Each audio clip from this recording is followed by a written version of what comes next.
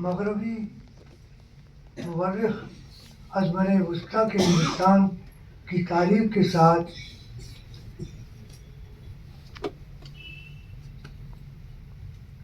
साथ इनका इंसाफ नहीं कर सके। खुशी की बात है कि आज़ादी के बाद हिंदुस्तान की पूरी तारीख को असर नौ मुरतब करने की कोशिश की जा रही और हिंदुस्तान की ज़बानों और फ़ारसी में जो मवाद पिछड़ा पड़ा है उसे समेटने के लिए इक़दाम किए जा रहे हैं। मुझे यकीन है कि इस मवाद की रोशनी में जो तारीख लिखी जाएगी वो ज़्यादा मुतबर और तसल्ली बख्श होगी। ये written in 1960 and this department played an important role in rewriting history of medieval India because Britishers came here, they established their empire, but they thought they should know the history of this country. So they established Royal Asiatic Society of Bengal and constituted committees to edit and translate these works written by earlier historians. And after completing this task, they started writing about history of India. As Eliot and Dawson has also published some volumes, History of India as told by its own historians. But they wrote it according to your own point of view. But after getting freedom, we got an opportunity to write history of our country and especially of ancient and medieval period. So in that, our department played a leading role in India, and the historians like Professor Muhammad Aziz, Professor K. Nizami, Professor Nurul Hasan, Professor Irfan Ali, and other professors at the department, they changed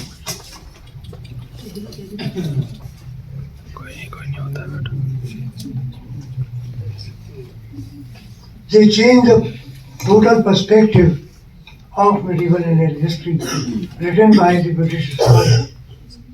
So, this department played an important role for writing about medieval Indian history on the basis of new sources and on the basis of documents. Chronicles were written from 13th century up to early part of 19th century. But we find that all the madrasas which were there, so they were not teaching history of India. And these sources like Tabqat al-Asri or Tarikh al-Hussain or Akbarnama wa Ain Akbari were not the part of the curriculum of the madrasas, whether in Delhi, Agra, Lahore, or in other major towns. Credit goes to British administrators that they revised the curriculum, and in 1857 they crushed the revolt, but at the same time they established 3 universities, one at Madras, one at Bombay, and another at Calcutta, and opened colleges and schools for the education of Indians. And they basically wrote histories based on the chronicles written by them. So, what we are following today is the tradition of the British scholars, because from the Madrasa Muizi down to Madrasa Firoz Shah, as far as the curriculum is concerned, history of India was not the part of the curriculum of these madrasas.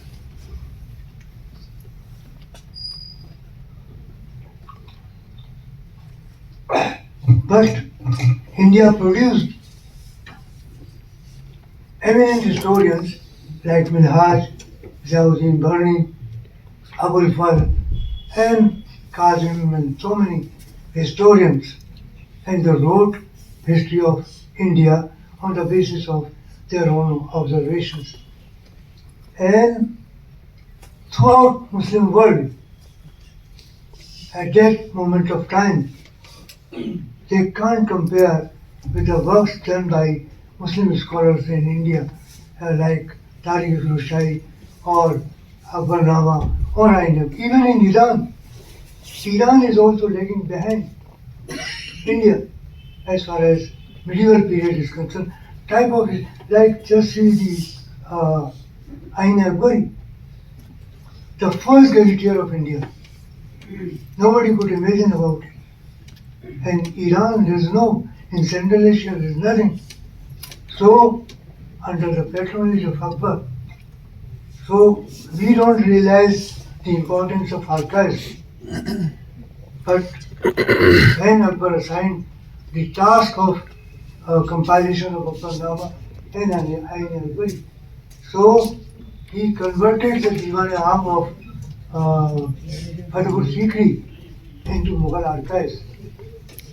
All histories written earlier and all files they were having, every data was at the disposal of Abul Fazl. And that is why he wrote a marvelous work on the basis of that. So many historians have taken their name that they have worked on Ain Akbari. And just see in 16th century that Abul Fazl has given details about my hometown, 20 kilometers from Aligarh, Jalali, all details about Jalali. In 16th century it was not possible, but due to the involvement of Akbar, it became possible. The other thing which we find is the oral history. We think that oral history is a modern concept. When Barni started writing, compiling Tariq Roshai, so he was not there during the period of Balban. So he interviewed ulama in Umrah and asking about their observations about Balban and his successor, Kekubad. So Barni writes that all these ulama and Umrah are not able to answer my questions. So we consider that oral history is a modern concept. Barni has practiced it during 13th century, 14th century.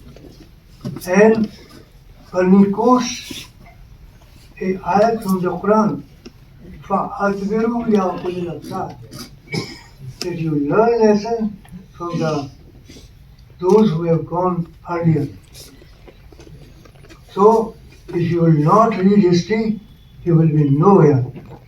Barni has said it in 14th century. So history is an important subject, and we find that all ulama, they were not only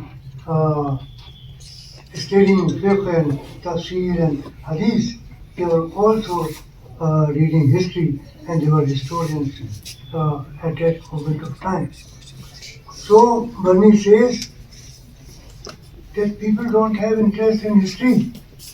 Even ulama don't have history in history.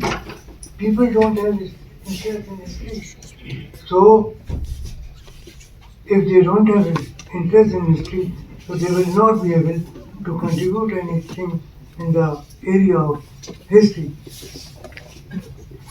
Then Barni also says students like Professor Irfan developed the chapter on that. So they were so involved on those things that even on 14th century he has given minutest details about the market control and the agrarian reforms done by Uddin was made by the British scholars at the School of Oriental and African Studies, London, in 1956. Arts And faculty only launch. one paper was presented by Professor Peter Hardy हाँ भी relating पता to चलेगा. history of India. So that was the introduction ठीक. in London University, and then Indian historians have taken the lead from there. In 1960, Peter Hardy had worked and published a book, Historians of Medieval India. So the first work came on Historians of Medieval India by Peter Hardy.